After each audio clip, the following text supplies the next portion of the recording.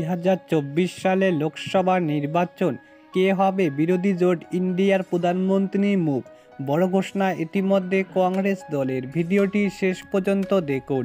চ্যানেলে নতুন হলে সাবস্ক্রাইব করুন, পাশে থাকা বোতামটি বাজিয়ে দিন। আসন্ন নির্বাচনে গণতন্ত্র ও সংবিধান বাঁচানোর লড়াই, ইশতেহার ঘোষণার পর মন্তব্য করলেন কংগ্রেস নেতা রাহুল গান্ধী। লোকসভা নির্বাচন উপলক্ষে ইশতেহার প্রকাশ করেছে কংগ্রেস দল। এই ইশতেহারের নাম দিয়েছে ন্যায়পত্র।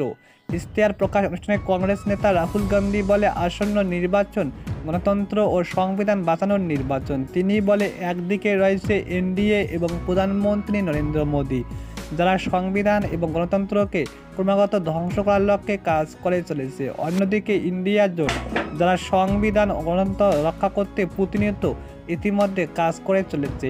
কংগ্রেস 2024 সালে লোকসভা নির্বাচন সামনে রেখে একাধিক ইশতেহার প্রকাশ করেছে। এই সময় রাহুল গান্ধী প্রধানমন্ত্রী নরেন্দ্র মোদী ও বিজেপিকে কড়া নিশানা করে। তিনি বলে, এই নির্বাচন গণতন্ত্র নির্বাচন, তা লড়াই করতে হবে মানুষকে। 24-এর লোকসভা নির্বাচনে বিরোধী জোট ইন্ডিয়ার প্রধানমন্ত্রী মুখ কে হবে তা নিয়ে প্রশ্ন করা হলে তিনি সাফ জানিয়ে দেয়, ইতিমধ্যে বিরোধী জোটের প্রধানমন্ত্রী মুখ নির্বাচনের পর আলোচনা করে ঠিক করা হবে। দেশের রাজনৈতিক কাঠামো কী বলছে তা বুঝতে হবে, আমাদের বুঝতে হবে কী বলছে জনসাধারণরা।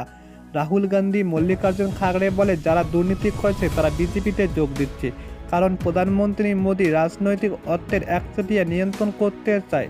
প্রধানমন্ত্রী মুখ নিয়ে প্রশ্ন করা হলে কংগ্রেস সাংসদ রাহুল গান্ধী বলে, ইন্ডিয়া জোটের সিদ্ধান্ত নিয়ে আমরা নির্বাচনে ঐক্যবদ্ধ লড়ছি। নির্বাচনের পর জোট একসঙ্গে সিদ্ধান্ত নেবে কে হবে প্রধানমন্ত্রী পরবর্তী।